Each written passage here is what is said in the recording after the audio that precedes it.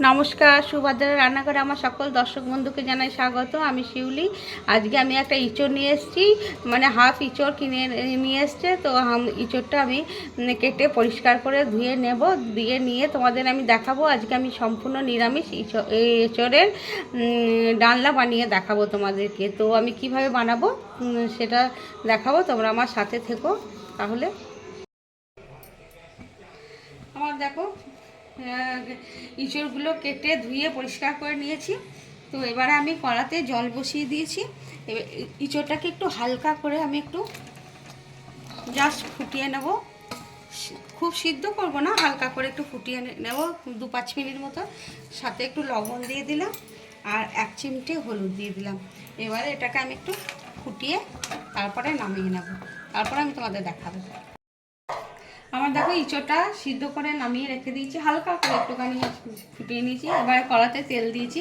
এই তেলের মধ্যে আমি আদা দিচ্ছি, কয়েক টুকরো আদা দিয়ে দিলাম, একটু সতে করে নেব। আর কয়েকটা গোটা গরম মশলা আছে, তার সাথে একটু তেজপাতা আছে, লবঙ্গ, এলাচ, ছোটো এলাচ, বড় এলাচ, দারচিনি আর শুকনো লঙ্কা একটা, আর 2টো কাঁচা লঙ্কাকে ফাটানো আছে দিয়ে দিলাম।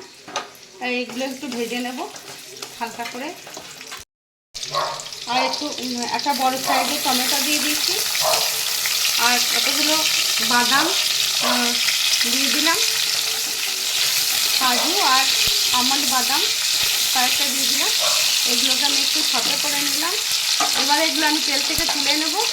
আর তার সাথে কতগুলো কিশমিশও দিয়ে দিয়েছি, এগুলো আমি তুলে নিয়ে পেস্ট করে নেব ঠান্ডা করে। এর মধ্যে আমি ইঁচড়গুলো ভেজে তুলে নেব। এবার ইঁচড়গুলো ছেড়ে দিচ্ছি।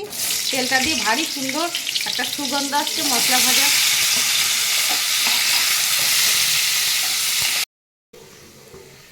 তোমাদের আমি দেখাই, দেখো আমার ইঁচড়টা ভেজে আমি তুলে নিয়েছি।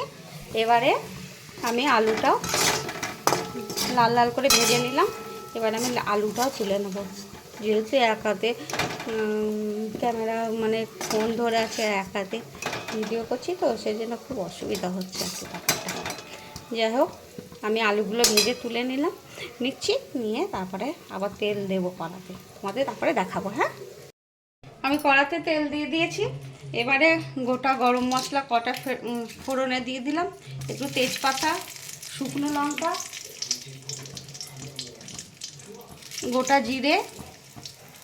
এবার ফোড়নটা কয়েক সেকেন্ড ভাজা ভাজা হবে। মশলাটা ফোড়নটা ভাজা ভাজা হয়ে গেছে। এবারে আমি যে মশলাটা পেস্ট করে রেখেছিলাম, এই মশলাটা আমি দিয়ে দিচ্ছি।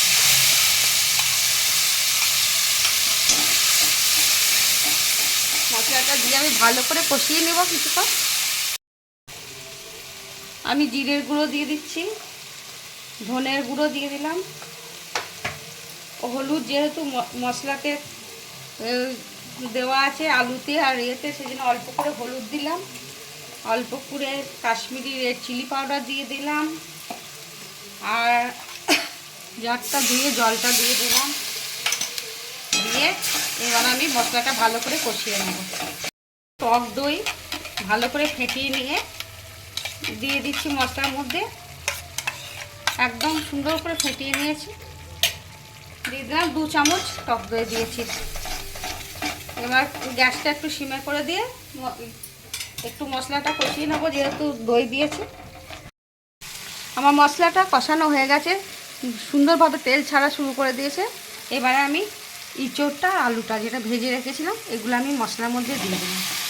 দিয়ে এবার ভালো করে আমি একটু কষিয়ে নেব। তাতে একটু লবণ দেব, স্বাদ মতো লবণ দিয়ে দিলাম, আর একটুখানি জাস্ট একটু চিনি দিয়ে দেবো অল্প করে। এবার আমি ভালো করে মশলার সাথে এগুলোকে কষিয়ে নেব। এবার আমি একটু জল দিয়ে দিচ্ছি, উষ্ণ গরম জল দিয়ে দিলাম।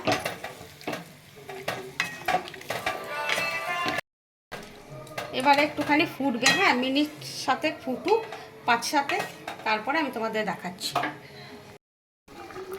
আমার কতগুলো ফ্রোজের কড়াইশুঁটি ছিল, সেগুলোটা আমি দিয়ে দিচ্ছি।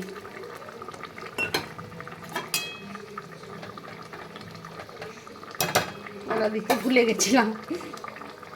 চল দেখো একদম হয়ে গেছে রেডি। আমি এবারে ওপর থেকে একটু ঘি ছড়িয়ে দিচ্ছি। আর গরম মশলা দিলাম না, কারণ গরম মশলা আমি দুবার দিয়েছি, একবার মশলার সাথে ভেজে দিয়েছি, আবার ফোড়না দিয়েছি, যার জন্য আর দিলাম না। এবার আমি এটাকে চাপা দিয়ে কিছুক্ষণ স্ট্যান্ডিং টাইমের জন্য রেখে দেবো। তারপর তোমাদের সার্ভ করে দেখাবো আমার ইঁচড়ের ডালনা। আমার ইঁচড়ের ডালনা রেডি এবং সার্ভ করে দিয়েছি। তোমরা দেখো এইভাবে আমি যেভাবে বানিয়েছি এইভাবে একবার তোমরা বানাবে, বানিয়ে খেয়ে দেখবে। এটা অসম্ভব সুন্দর সুন্দর খেতে হয়, একদম পুরো হোটেলের মতন। আমার ছেলে টেস্ট করা হয়ে গেছে, বলে দিয়েছে একদম পুরো হোটেলের মতো হয়েছে। যাই হোক, তো তোমরা সবাই ভালো থাকবে, সুস্থ থাকবে। তোমাদের সকলকে অসংখ্য ধন্যবাদ, অনেক অনেক ভালোবাসা। আমার নতুন বন্ধু পুরনো বন্ধু সকলকারে অনেক অনেক ভালোবাসা।